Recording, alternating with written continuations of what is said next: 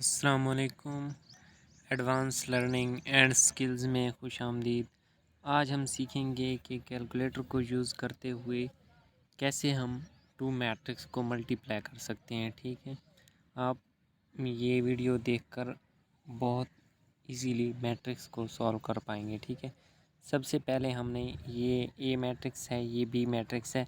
सबसे पहले हमने कैलकुलेटर में ये दो मैट्रिक्स लिख लेने हैं। ठीक है, ये मैट्रिक्स लिखने का तरीका मैं यहाँ बताने वाला हूँ। पहले मोड पे क्लिक करना है। ठीक है, हमारे पास ऑप्शन 6 पे मैट्रिक्स शो हो रहा है तो 6 प्रेस करना है। ठीक है, यहाँ पे मैंने मैट्रिक्स को ए का नेम दे देते हैं। ठीक है, पहला मैट्रिक्स ए हमारे पास है 3/3 का, तो मैं 1 प्रेस कर देता हूँ। यहाँ पे हम इसकी एंट्रीज लिखेंगे। 1 इक्वल टू प्रेस करने से वो एंट्री वहाँ पे हो जाएगी। ठीक है, 1 2 3 4 5 6 7 8 9। ठीक है, ये एक मैट्रिक्स मैंने लिख लिया है। ठीक है, अब सिंपली हमने क्या करना है, शिफ्ट आके 4 पे, ये हमारे पास मैट्रिक्स शो हो रहा है, हमने 4 पे क्लिक करना है। अब यहाँ पे 2 पे हमारे पास डाटा शो हो रहा है। ठीक है, 2 पे क्लिक करना है। अब यहाँ से फिर से ऑप्शन दे रहा है कि अब एक और मैट्रिक्स आप डिफ़ाइन करें। ठीक है, मैंने मैट्रिक्स ये ऑलरेडी डिफ़ाइन किया हुआ, मैं 2 प्रेस करता हूँ, ये हमारे पास मैट्रिक्स बी होगा। यहाँ पे मैंने मैट्रिक्स बी को क्या रखा हुआ है, उसका ऑर्डर क्या है, 3/2। तो यहाँ पे मैं ऑप्शन 2 सेलेक्ट करता हूँ।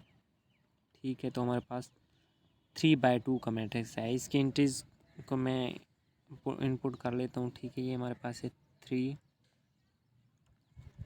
2 5 3 6 8।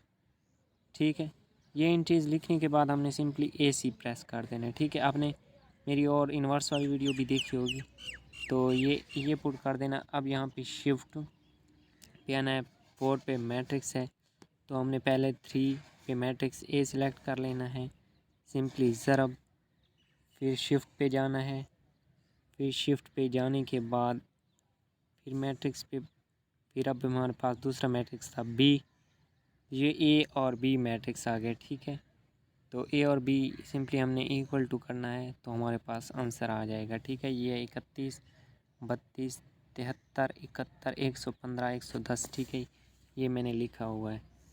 तो ये थी आज क्या हमारी एपिसोड। आप मेरे चैनल के साथ जुड़े रहिए और स्किल्स सीखिए। अल्लाह हाफिज़।